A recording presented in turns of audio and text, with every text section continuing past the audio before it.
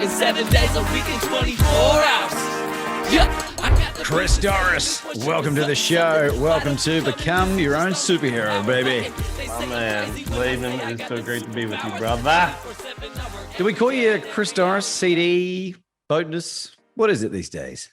I'm going with CD. We'll call you CD. CD, I got a really tricky question. I don't know how I'm going to talk to you about this. Who is this less better person? Who's less better? Talk about in your book, the book of Mental Toughness Mantras, to do less better. I don't know who this person is. Okay. Calm down. Yeah, do less better. So be better. I was like, I'm a married man. I thought you were talking about someone named Les. So less better is going to be watching this podcast. Some guy called it and going, "What the hell is that?" Mr. Les Better. Mr. Les Better. It's a great name, Les. If you're watching, listen. That's great. Yeah. Less is more. Less better. The most lucrative discipline that I've ever incorporated into my life and my vocation, I learned from Steve Chandler, the godfather of coaching, and it's slowing down. I work with so many busy, crazy busy executives, sales team leaders, and multi-billion-dollar international companies that have meetings smushed up against a meeting, smushed up against the next meeting, and the next one. That's their damn life. Yeah, and they're harried, and burnt. Some are good and crispy. And that whole paradigm, that whole methodology of scheduling really started, I think, with the pandemic. Right, everybody going digital and then doing all these Zoom meetings. But then the logic behind the approach, which is meetings smushed up, like literally with not one minute in between, it's still going on. And the logic behind it, the belief, there's no logic behind it. The belief behind it, which is erroneous, is that would maximize productivity. As if. The irony. Well, I mean, just think it's infinite irony, right? Because how present is somebody when they're looking at a clock, knowing that they got 3 minutes to finish this meeting? They're not prepared for the next one. Are they even listening to are they present in any way? Hell no. And then they're late for the next one. And they didn't have any time for any mental reset, not even a sip, not like a sandwich, nothing, so the paradox, of course, is that productivity is unbelievably compromised by trying to do so much more. I was a licensed therapist at one point in my career, and the training there is to fill your calendar. Make as much money as you can, fill as many hours up. And a clinical hour is 50 minutes. And then you got 10 minutes to do your notes before you go out into the waiting room, say next up. So can you imagine working with people on that level for 8 hours? No, I tell people, no, right. How useful, how empathetic, how compassionate, how interested even was I at 4 p.m. My 4 p.m. client? I apologize to all you 4 p.m.s in my past, because I ain't worth shit. I tell people, if you're going to a therapist, be the first appointment of the day, because they're going to get crispy if they're doing that. And the belief again behind it is, more is better. So slowing down, do less better. coach fewer people, do it better. Have fewer appointments per day and do them amazing, doing better. You know, like often the fastest way to something is by slowing down and getting into quality, being driven by quality, mastery. You know, there's a great book. You ever tell me if you ever heard of or read this book, Zen and the Art of Motorcycle Maintenance by Robert Pirsig? I've heard of it. I sure as hell haven't read it though. I think you would love it, man. I'm looking at it right now. It's on my bookshelf over there. I've read it several times. I read it freshman year in college. We had to, and I'm so glad. Dr. Nelvin Voss was my English teacher who had us read that. And he really slowed it down for us. And it's a book about a guy that travels across country on his motorcycle, and he takes the motorcycle apart constantly, puts it back together for the sake of doing it and doing it well and making sure that the motorcycle is in pristine condition, operating wonderfully.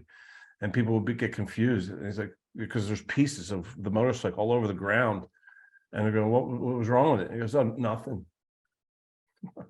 What are you doing? Taking care.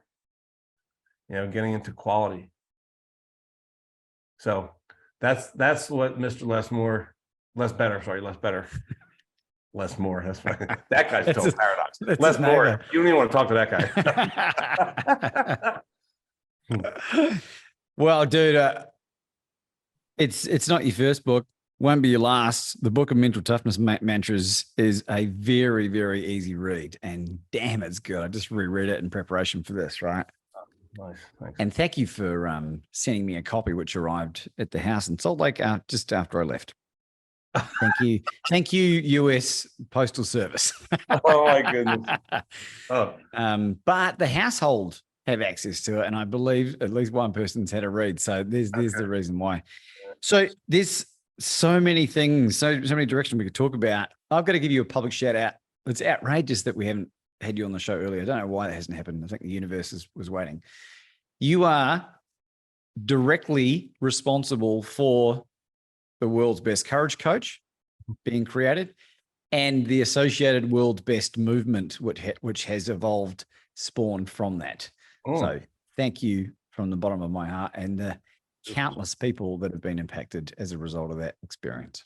That is, you just made my day, brother. It was already the best damn day of my life. I was going to ask you, how's your day, Chris? Yeah, well, it was the best damn day of my life, and now it's bester. The best of damn day of your life. Do you want to hear some of the cool stuff that's happened? I mean, I know you're aware of some of the stuff, but of course.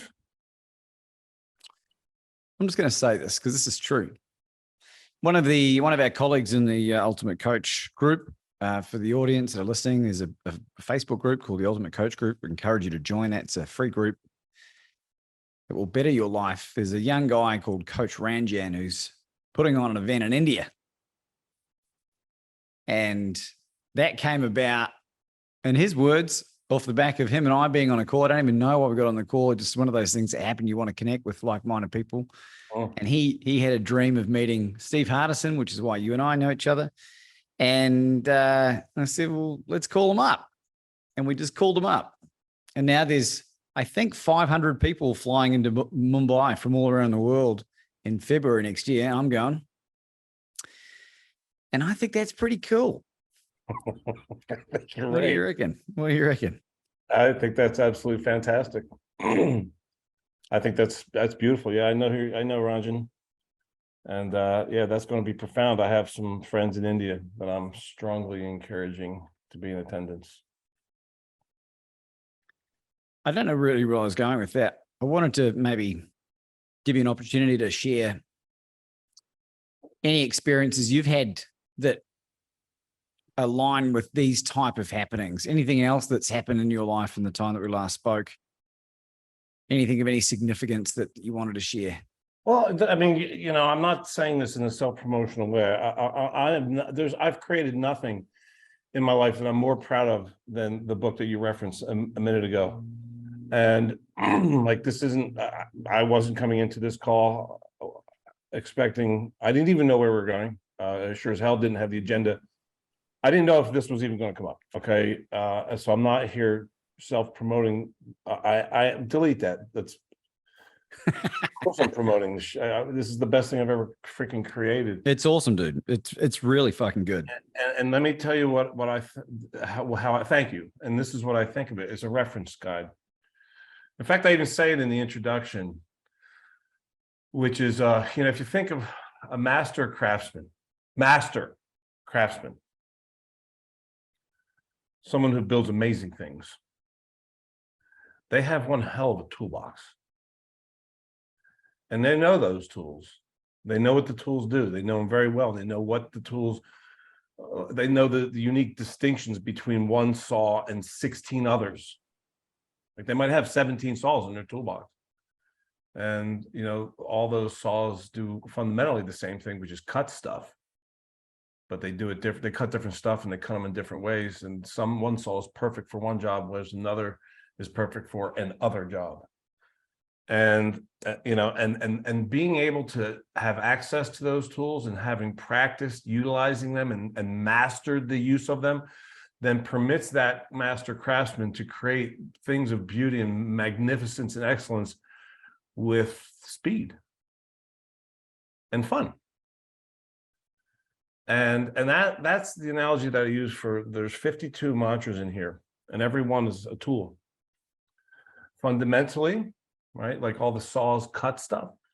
Well, fundamentally, the through line for all the mental toughness mantras, which, by the way, if anybody isn't familiar with the way I'm using the term mantra, use it as a short phrase that contains encyclopedic volumes of wisdom that can serve you in elevating your state. And that is the through line, that all the mantras help you elevate your state so that you are the craftsman of your life, the master craftsman. So the higher my vibe, or the higher my emotional state, the faster I am able to create excellence in my life with less effort. And that, by the way, is a definition of the zone in peak performance, right? Creating excellence faster with least effort, right? Greatest outcome, least effort.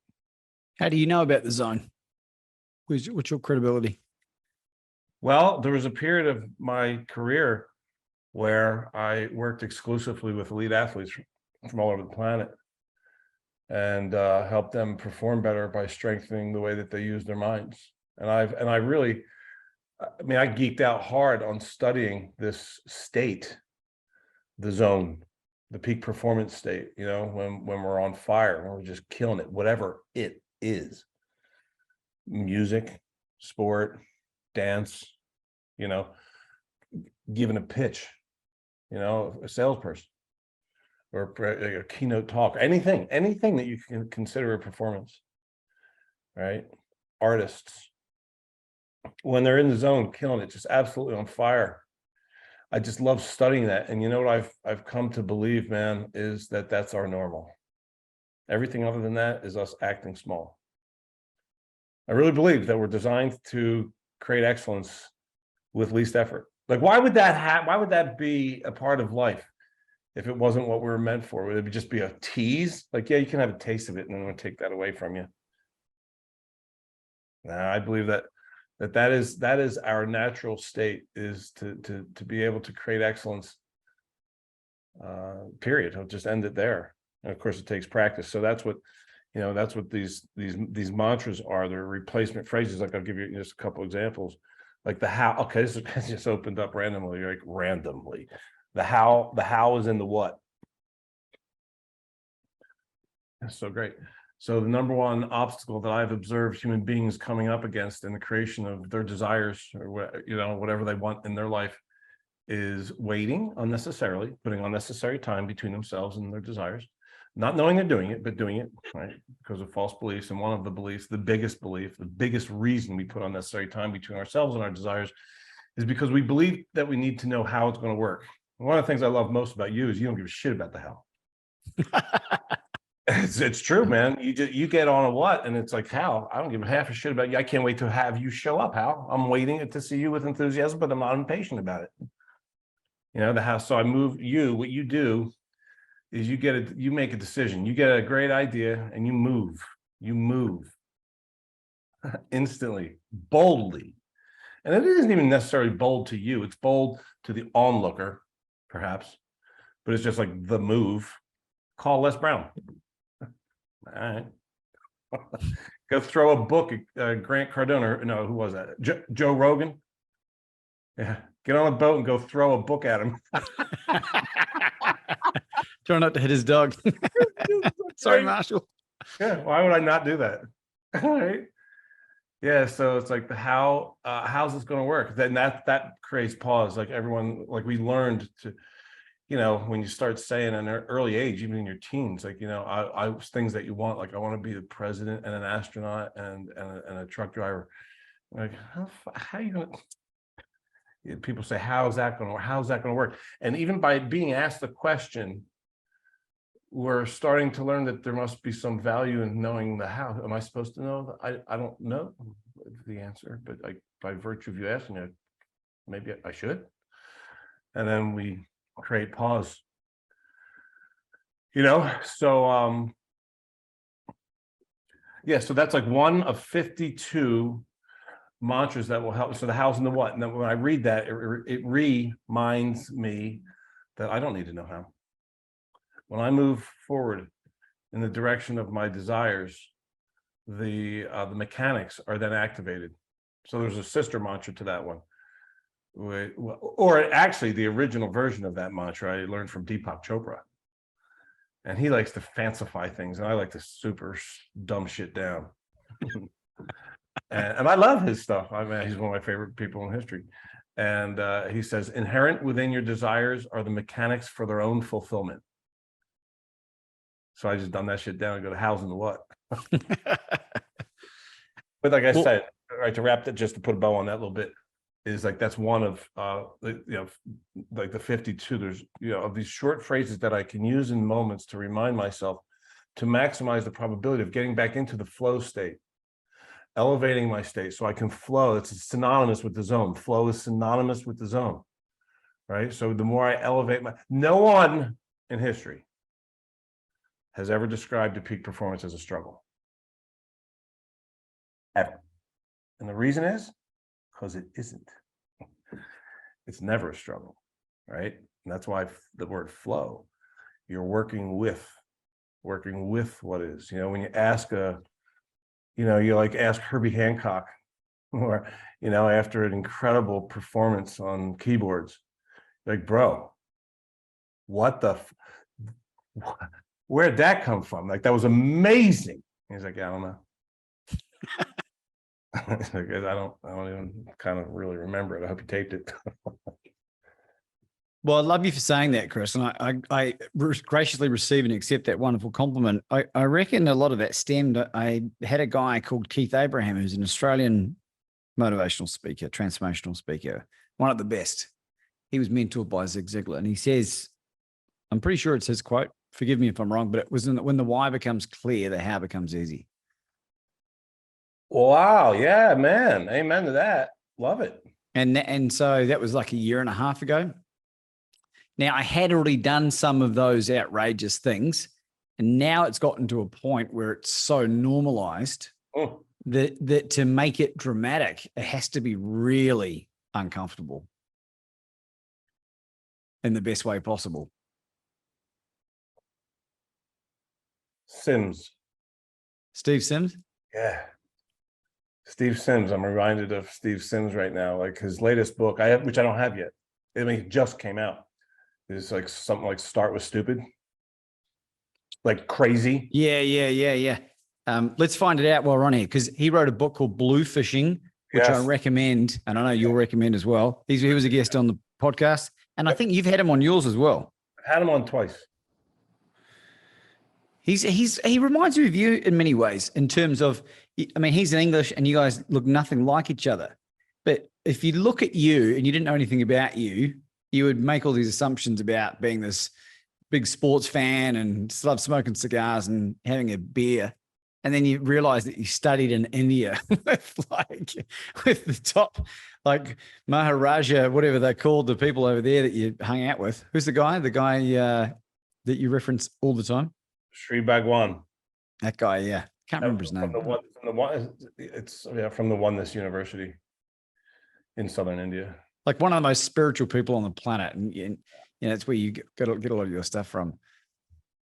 That's Steve, I think, in some ways. Yeah. Yeah. And what you were saying, well, okay. So why I was reminded of Steve Sims right now is because he's a guy that gets possibility. Right. And I love that he expects, and this is you, man, that when there's an idea, there's a reason to have the idea, because the idea is I don't know if this is a word, but I'm making it up, manifestable. It is now. Sounds like a Mr. Beast chocolate bar. Mr. So, like, why would we have an idea if it wasn't in some form? I think by virtue of even being able to have a grand idea, it is in some form available to us in this abundant universe in which we reside. But the conditioning of our past would have us not remember that. Okay. The conditioning of our past would have us, in fact, do quite the opposite, which is to doubt. We've all been taught how to doubt. We've been taught what doubt is. We've been taught how to do it, and we practiced it, and we're goddamn good at it, which is simply entertaining the possibility of not. and doing it so much that most of us have stopped having grand ideas because we're too busy surviving. Like our grand idea making machine has gone off, turned off. Let me ask you this question. What are some ways to identify that we are operating in this place of scarcity and fear and low vibration that we might think are normal and acceptable, if you know what I mean? Okay, answer this question. Is your life on your terms? Is my life? I'm not asking you. No. I'm just going to say it again. Is my life on my terms? That's the question I'm asking everyone to be asking themselves. My definition of success is having your life on your terms. I can't think of a better definition for success. I've coached jillions of uber wealthy people who, didn't go to one of their son's basketball games, or, has sacrificed their greatest values for the accumulation of wealth. Where's the success in that bullshit? So, success is having your life on your terms. There's a story in my first book, the Creating Your Dream book. And it's funny, it's at the end, because the whole book is like about, all this action, like establishing clarity on what you want and going and getting it. And then at the end, I throw in this monkey wrench. I'm like, yo, and by the way, you don't need any of that shit. You bastard. Like, have a nice day. Take it easy. but I throw the story because I don't want to coach anybody into neurosis. Like, I don't want to feed the addiction for more for its own sake. We got enough of that. Right? I don't want to write a book or put any content out there that feeds the neurotic fire of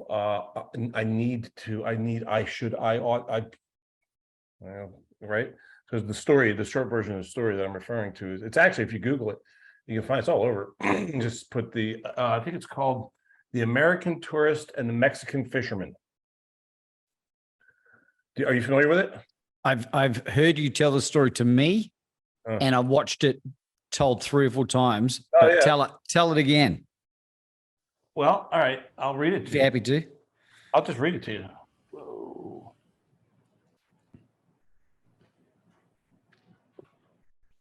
Okay. Go for stupid. The art of achieving ridiculous goals, is Steve Sims. Go for stupid. Yeah. Yeah. He entitled it Go for Stupid. When I interviewed him the second time, he said it this way though. He said, start with stupid. Like meaning stupid, like that's stupid, crazy, wild, big ass idea. That's totally unrealistic. Okay, let's start with that. And I didn't finish. I'm glad you just said that, and I'll read the story in a second. is that's the thinking that he operates from, and he's in the business of pulling off miracles for people, and he's operating from the assumption that of course this can happen. You're like that, Hardison's like that, and those are people I like to surround myself with. So here's the American tourist and the Mexican fisherman. All right, so this is a story about who's got shit on their terms, who's got life, who's the success story in this damn deal. All right, there's two characters, you decide, and the author is unknown, which is wild. I would love to know the source of this. It's great. I reckon I know who the author is. I'll tell you after you tell me the story. Seriously? All right, yeah, man. Roger that. Cool. An American tourist was at the pier of a small coastal Mexican village when a small boat with just one fisherman in it docked. And inside that boat were a whole bunch of large yellowfin tuna. The tourist, who by the way is this, American business guy, complimented the Mexican on the quality of his fish and asked how long it took to catch him. And the Mexican fisherman said, just a little while. And the tourist asked then, well, why didn't you stay out longer and catch more fish? And the Mexican said, well, with this, I have more than enough to support my family's needs. And the tourist then asked, all right, what do you do with the rest of your day? And the fisherman said, I sleep late, I fish a little, I play with my children, I take siesta with my wife, Maria, I stroll into the village each evening, or I sip wine and play guitar with my amigos. I have a full and busy life. The tourist scoffed. I can help you. You should spend more time fishing. And with the proceeds, buy a bigger boat. With the proceeds from the bigger boat, you could buy several boats. Eventually, you'd have a fleet of fishing boats. And instead of selling your catch to a middleman, you would sell directly to the processor, eventually opening up your own cannery. You would control the product processing and distribution. You could leave this small coastal fishing village, move to Mexico City, then LA, and eventually New York, where you could run your ever-expanding enterprise. The Mexican fisherman responded, no. So how long would all that take? Tourist says, 15, 20 years. And then what? Asked the Mexican. Tourist laughed and he said, it's the best part. When the time's right, you'd sell your company's stock to the public, you get really rich, you can make millions. Millions. But then what? The American said, then you would retire. You'd move to a small coastal fishing village where you could sleep late, fish a little, play with your kids, take siesta with your wife, stroll to the village in the evenings where you could sip wine and play your guitar with your amigos. The American businessman theoretically is successful in the story, right? And we all know that he's an idiot. He's so entranced by he's so addicted to more for its own sake that he couldn't even hear when the fisherman said, I'm good, bro. My life is nice. I got it on my terms, man. I created the perfect design. And he scoffs and goes, starts doing, you should. You should. Do you want to know who I think the author is? Yes. I reckon it's the Mexican fisherman. Of course it is. Of course it is. The victor tells the story, right? Yeah. And it's so ironic that I'm broadcasting from a sleepy fishing village in Mexico. Yeah, how wonderful. It's so great. Oh, man, I don't think I'll ever get sick of hearing that story. It's so great and so relevant. So yeah, so like so back to like the why we were even talking about that story. It's like, we get to, right? I live in a get to world, not a have to. Explain. Yeah, well, we're conditioned to believe that we should this, should that, should make more money, should be more productive, should get up earlier, should be in better shape, should this, all should. And as one of my favorite psychologists of all time, Albert Ellis, said, stop shooting on yourself. The should. We learn it's all self-shame and should. It's all waste of this precious life that we have. So, we get so busy There was a guy came here one time for a coaching session. He flew from out of state. And I asked him, what are we creating here for you? And he said, I want $10 million in wealth. I said, great. All right, let's get after it. Oh, wait. Before we start though, why? Like, I don't care what you want. I just want you to have clarity and then have what you want. But I feel like I wouldn't be serving you properly if I didn't ask what's behind that. Like, how, because like when you have the 10 million, then what's true? So long story short, what we ended up discovering through simple inquiry, like what's behind the one, what's behind that, because then what, and then what will be true, is that he actually inherited that goal from his dad. Like that was a metric that would have his dad know that he was a good, valuable son. So his life was being governed by a bullshit belief. Governed. And he let go of that. Now, paradoxically, he has adopted a very similar mission years later, born out of get to, born out of desire as opposed to neurotic need. And I'm convinced that that's how we all deserve to live. Is look, dude, look at the goddamn math. All right, on you even happening, for God's sake. It's like zero. There's a guy that did the math. His name is Ali Benazir, A-L-I, last name B-I-N-A-Z-I-R. Google that, but put in Ali Benazir. What are the odds? And you'll come up with a cool, funny, entertaining, and mind-blowingly poignant PDF where he illustrates the math on the odds of you occurring, the odds of any of us occurring exactly as we are. The bottom line is it's like you are a 1 in 10 to the 2.7 millionth power. That doesn't even make sense. Right? To try to make sense of it, he creates an analogy. Right, where it's like get 2 million people together, give everybody dice, everybody gets one die, but instead of the numbers 1 through 6, these special dice have the numbers 1 through 1 trillion.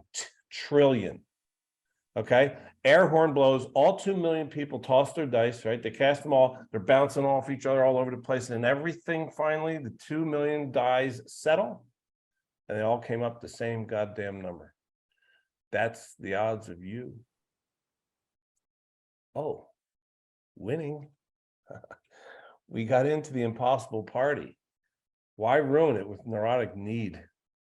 Let's have our whole magical, incomprehensibly improbable experience here be one big damn celebration of get to. So you're saying there's a chance. Very small chance. And you hit that. You hit that. You won the most improbable lottery in the universe. Well, I can't say that with certainty, but it's one. It's got to be one of. Do you believe in God? Yes, certainly not in a conventional way. My belief in God is more of a scientific belief. It's supported by quantum physics. Yeah, where everything is energy. And God is the energy that, like, what is it that creates heat? I hold my hand up to yours and there's heat between those two hands, that energy. What's circulating my blood? What's having the tree grow? Right? Like so to me, God, you are, we, everything is God.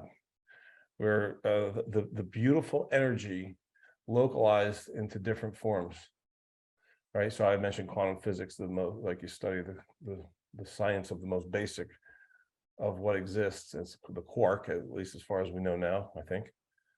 And this is a boundless vibrating energy field. That's all anything is. It's localized. Some of it's localized into a skin encapsulated ego. I got that from Wayne Dyer. That's called Laban.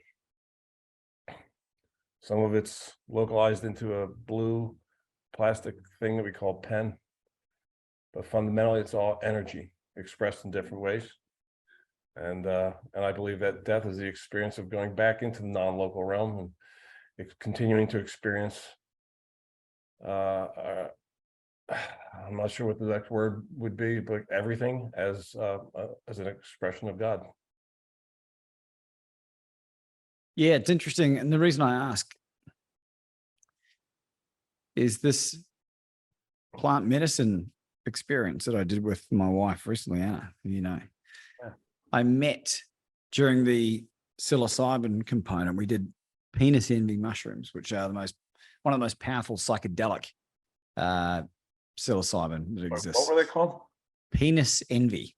I wasn't sure if that's what you said. It's what I said, yeah, because they look like penises. I didn't come up with the word, someone else came up with the word. And on that journey, I met my creator, or what my creator wanted me to see of that version of him, right?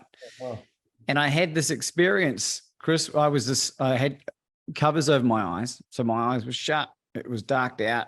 Music was playing. And what I witnessed was such intricate detail. It's impossible for me to even explain what happened, but it was so powerful that it literally, for the first time in my life, I literally had my breath taken from me. As in my breath was taken away, like that phrase, right? Take my breath away. And I had like 4 or 5 of these cycles, and at the end of every cycle, some of them I'd have my breath taken away. Yeah, I would be thanking. There was an overwhelming sense of love that I experienced, like a love that I'd never felt in my life before. And like maybe the love that you feel when you're a baby in the womb. I don't know. I can't remember that far back. And I was grateful. I said, thank you. And there was some laughter at times as well. And one of the most profound experiences of my life, I don't know, some people listening to this might be going, well, you were just off your head. I failed to see how nature could create what I witnessed by accident. Wait. Can you repeat that? I failed to believe that nature could create what I witnessed by accident. Oh, yeah, that's a great sentence. Nice. Very nice. Right. And changed me forever. And it destroyed the minutia that I was caught up in at the time. And powerful experience. You reminded me of there's another book that I wrote that I never published. And it's about my first trip ever to Cabo San Lucas, Mexico. You ever been to Cabo? Not yet. I consider it to be one of my spiritual stomping grounds now, which is kind of funny because it's really a very decadent place where people go to party their asses off, golf, and it's one of the best fishing places on earth. If you're a fisherman and you haven't gone to Cabo, go. I had an experience there though, my first trip. You totally just reminded me of it. It was a week-long trip of an extreme emotional roller coaster, like ups and downs for me. I was desperate at the time. I'd just been dumped by the best looking woman I've ever met. I was all wrapped up in that ego bullshit, and she was there. The plan was for us to go together initially, and then she dumped me. and I like a stupid, needy, creepy idiot chose to still go. And thank God I did, knowing full well that this is going to be some chaos. But I'll work through it, and I did. And I brought books like this. I brought this very book with me, The Mastery of Love. Thank God. I brought Osho with me. So I did some really good, healthy studies while I was there, and I also created some really, really, really bad shit, like just being a creepy lick knob.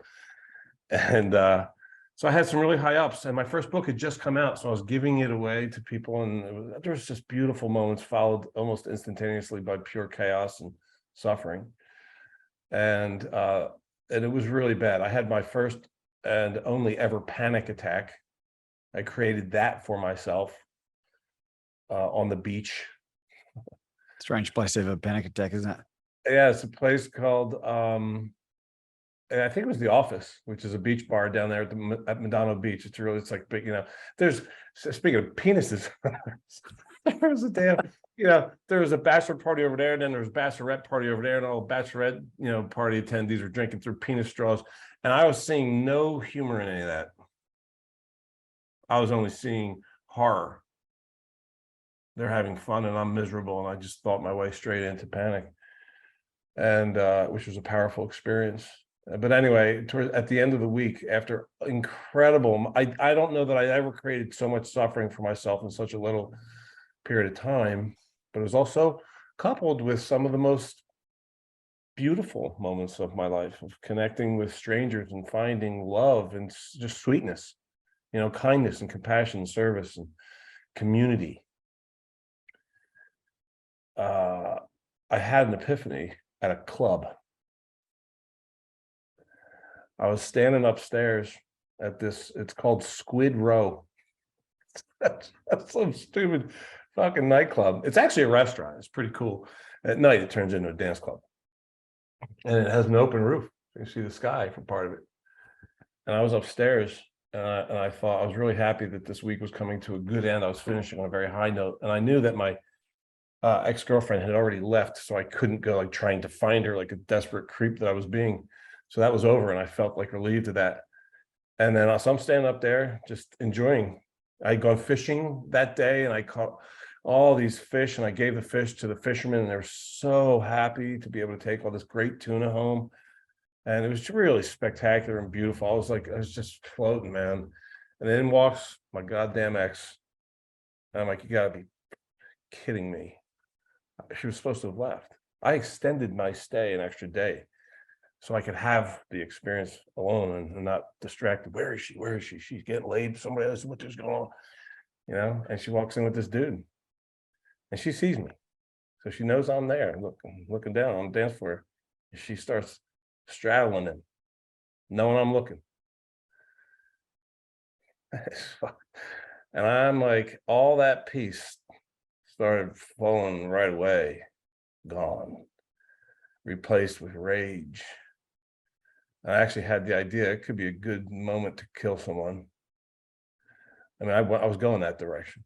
I thought, we got two options here. Go kill him, spend the rest of your life in a Mexican prison. It's an option A. Or surrender. Stop trying to change shit. Stop struggling against reality. And I chose the latter. Happy about that choice. Me too. Right, thank you. And that's when I had the moment like that you just reminded me of with your ayahuasca experiences, meaning God, because that's how I describe it when I write it. So I looked up and I said, I'm done. You got me. Done. Done trying to manage shit.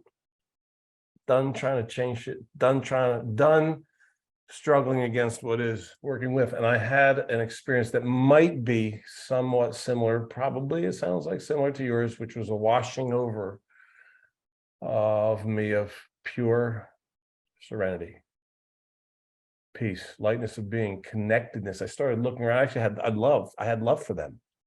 Seriously, I was looking, I go, this is a beautiful human who's getting needs met. It's wonderful. It was a shift. It was amazing. It was ridiculously good. And I'm looking out front, and there was like, lots of tourists with cameras taking pictures as if we're like zoo animals in there, which we kind of were acting like. And I had nothing but love for them and everyone. And then came along this waitress that was cool, Raina, who I'd met earlier in the week. And we ended up going out to dinner and have a great time. She taught me how to salsa dance. And she just came over and stood next to me, didn't say a damn thing. It was so beautiful. It was like she somehow knew I was having some epiphanal experience. And she just stood and we smiled and just kept on looking at people experiencing life. And I have never been the same since then. I've never been the same. And so from that Osho book that I brought with me on that trip, which is called something like Love, Freedom, Aloneness, I think it's called that. There's this great phrase which is loneliness is the absence of the other. Aloneness is the presence of one's self. And when I feel that aloneness, it's actually it's connectedness. It's synonymous with infinite connectedness, and that is my definition of God, right there. Is connectedness. Amen, brother. Yeah, amen is right. There's nothing else to say to that. Damn, that went deep. That's powerful stuff. And just to clarify for the audience, it was mushrooms, psilocybin, not ayahuasca. Did I say ayahuasca? Yeah, it's okay. I just my views of drugs in your mouth. Yeah, my views are shifting on ayahuasca a little bit. I haven't done it yet, and before I even go near it, I will. I want to do a lot more reading. Maybe that's it, because it's funny, Chris. Like when you are clean of alcohol and drugs, and you're like 6+ years, and then you go into this ceremony realizing you're going to be putting the stuff in your body intentionally. It's like, is this falling off the wagon? And you realize very quickly that it's nothing to do with that. Right. Okay. What do you mean? I have an idea of what you mean, but I don't want to put more words. No, well, it took me a few months to really grapple with it. And I was like, what is that? What is this? Is this a deep subconscious, enough time has gone by where this could be a great excuse to get fucked up. You know what I mean? And I realized the reasons that I was doing it, they're fundamentally around ticking everything else off for Anna and I to get to the root cause of making a baby. And clearing, because it was with Dr. Roxanne Beck, who does sexological stuff. So there was tantra and clearing away intergenerational trauma and sexual trauma and all this other stuff. And that was one small part of a 24-hour period that we spent with her and did deep healing and meditation. And it was, I have no qualms with it now at all. I still say that I'm 6 years sober, because I am. Of course. That's my thing. Well, yeah, I read your amazing book, and it's just great stories. What a great opening to that goddamn book.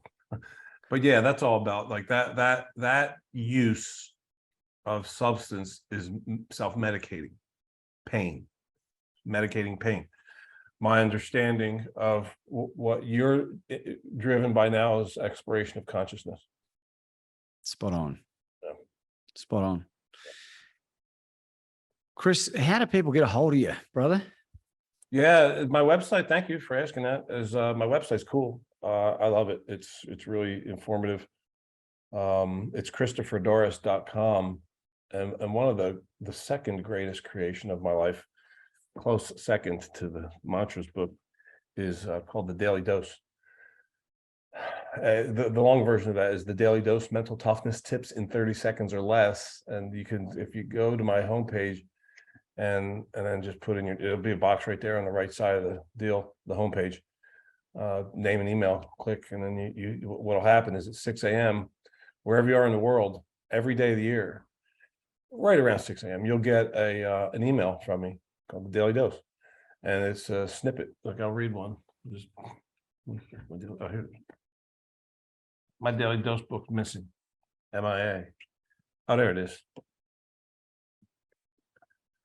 So it's like, if people are looking at this, look, these are tiny little snippets. What I did was I took all these mental toughness constructs, ideas, disciplines, practices, and then I reduced down to their most fundamental, neutron star density reduction, into something that's consumable and digestible in less than 30 seconds. And so here's one. What if you totally changed your story to something like, I love discomfort so much so that I seek it out daily in an effort to ensure that not one day of my life passes during which I don't experience some amazing growth or personal development. So it's a thought. So you just flip it up, it's like that. So you get one of these in your mailbox every morning. So give you something to think about, remind you to, get to start your day off with high grade states or good, exploration. So I encourage people to do that, is to get the Daily Dose. But the website is the best place to get in touch. You can reach out if you have a question or a statement if you want to berate me. Yeah. We haven't even covered 10% of the amazing CD. Do you have any concluding thoughts for our audience today? Yeah. This is a suggestion that I make all the time. I've made it probably 3 times today in different contexts, one in a workshop and a coaching session, is eliminate complaining from your life. Start doing that. Like, start eliminating complaining. It's a practice that makes us stupid. Whatever minimal value we get out of complaining, because there is value or no one would do it, is far outweighed by the expense. So it's a terrible investment of psychological time and energy. And it basically, fundamentally, a complaint is struggling against reality. And as Byron Katie says, that's the battle you will lose, but only 100% of the time. And it takes away from our creative genius. I am convinced that we're miracles, right? We did the math on that a minute ago, and which means we're designed to create miracles. The end of that, there's no discussion. This is a fact. We are miracles designed to create miracles. Complaining has us deactivate all forms of creative genius. Enthusiasm, on the other hand, is a smarter choice. Right? The word enthusiasm itself comes from the Greek word entheos, which breaks down into the creator within. Theos, creator, en, inside. Right? Replace your complaints with expressions of genuine gratitude and enthusiasm. Do the practice. If scientists are correct, we complain once every 11 seconds. Right? So, and 99% of our complaints happen silently in our minds. They never even make it into the physical spoken world. So just pay attention. Pay attention to when you're going, that's me having a problem with what is. Right? Take the cap off my highlighter and put some orange ink under my finger. Oh, man, why? Why is that? Why? Stop. Let's start stopping that and replacing it with, what can I create from this? What can I create from this? Or, oh, how interesting. Experiment with that. Ladies and gentlemen, Chris Doris.